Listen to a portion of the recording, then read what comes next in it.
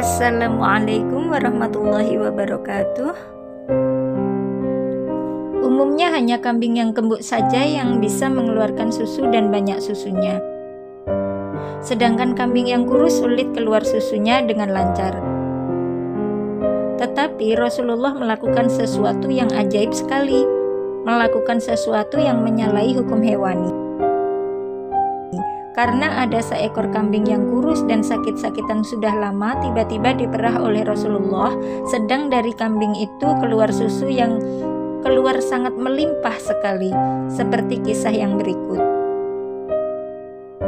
Waktu itu Rasulullah dalam perjalanan hijrah. Beliau berpindah dari kota Mekah ke Madinah. Di tengah perjalanan beliau singgah di sebuah desa yang bernama Qadid untuk istirahat, karena telah menempuh perjalanan yang panjang. Sedangkan tempat yang dipakai oleh beliau untuk istirahat adalah rumah salah seorang penduduk yang bernama Ummu Ma'bad. Jarak antara Mekah dan Madinah masih cukup jauh. Untuk itu diperlukan banyak perbekalan bagi setiap orang yang hendak hijrah, apalagi dari Mekah menuju Madinah. Sementara itu perbekalan yang dibawa Rasulullah sudah sangat minim sekali, dan sewaktu tiba di desa Qadid perbekalan Rasulullah sudah habis, sehingga beliau membelokkan perjalanan ke sebuah kemah milik keluarga yang tidak kaya. Seorang wanita yang ada di dalam kemah tersebut bernama Ummu Ma'bad. Wanita itu biasa melayani para khalifah yang dalam perjalanan atau para musafir yang kehabisan perbekalan di tengah perjalanan. Di sanalah Rasulullah singgah dengan maksud untuk membeli perbekalan untuk perjalanan lanjutnya. Namun ternyata semua persediaan yang biasa disediakan oleh Ummu Ma'bad telah habis tanpa sisa. Tinggal seekor kambing kurus yang sakit-sakitan dan tidak mengeluarkan air susu. Rasulullah minta izin kepada Ummu Ma'bad untuk memerah air susu kambing tersebut. Ummu Ma'bad menganggap permintaan Rasulullah itu sangat aneh sekali. Sebab jika susu itu bisa diperah, tentu dalam waktu sebelumnya diperah lebih dahulu. Namun tak urung Ummu Ma'bad mengizinkannya. Ia melihat kesungguhan yang terpancar dari roman Rasulullah. Ummu Ma'bad belum mengetahui bahwa tamu yang berkunjung ke rumahnya itu adalah Rasulullah Shallallahu Alaihi Wasallam. Maka ia pun memperhatikan tingkah laku Rasulullah. Ia melihat Rasulullah mengusap-usap puting susu tersebut sambil menengadahkan tangan ke langit. Dan tidak begitu lama terjadilah suatu keajaiban yang benar-benar luar biasa. Menurut pandangan Ummu Ma'bad, karena kambingnya kurus dan sakit-sakitan, kenapa bisa mengeluarkan air susu dengan lancar dan melimpah sekali? Kemudian Ummu Ma'bad pun meminum air susu tersebut sepuasnya. Kemudian Rasulullah dan Abu Bakar juga meminum susu yang di bejana itu yang sudah penuh seketika. Bejana itu kemudian ditinggalkan di kemah Ummu Ma'bad sebagai bukti bahwa kambing kurusnya kini mengeluarkan air susu segar dan sangat deras.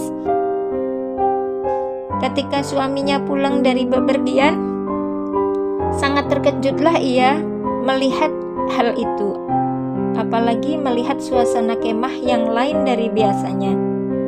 Suaminya sangat penasaran melihat bejana yang penuh dengan air susu segar.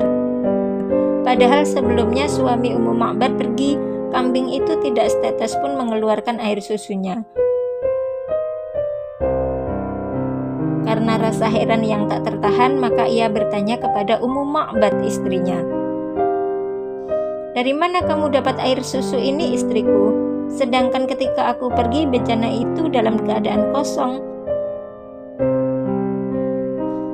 "Tadi ada seorang lelaki yang sangat baik lewat dan menghampiri tempat kita ini," jawab Ummu Ma'bad. Ummu Ma'bad pun menceritakan ciri-ciri tingkah laku dan apa saja yang diperbuat Rasulullah selama dalam kemahnya. Ia juga menceritakan ketika beliau memerah susu kambing mereka yang kering, tiba-tiba keluar air susunya dengan sangat deras. Mendengar penuturan Ummu Ma'bad itu, suaminya sangat gembira dan berkata, Ya Ummu Ma'bad, dia adalah keluarga dari bangsa Quraisy yang sangat dihormati dan dimuliakan karena budi pekertinya terkenal baik sekali. Dialah yang mendapat sebutan Al-Amin, utusan Allah. Betapa menyesalnya Ummu Ma'bad karena tak mengetahui siapa sebenarnya tamu yang datang yang telah membuat mereka gembira. Lalu ia bersumpah, bila aku melihat dia lagi, tentu aku akan beriman kepadanya dan akan senantiasa mengikuti jejaknya serta mendekati dia. Sementara itu Rasulullah SAW telah sampai di Madinah dengan selamat tanpa gangguan, tepat pada hari Senin tanggal 12 Rabiul Awal, dan masyarakat Madinah menyambut beliau dan Abu Bakar dengan segala hormat dan cinta mereka.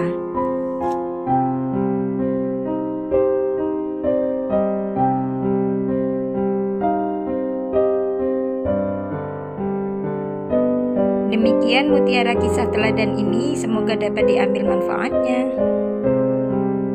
Assalamualaikum warahmatullahi wabarakatuh.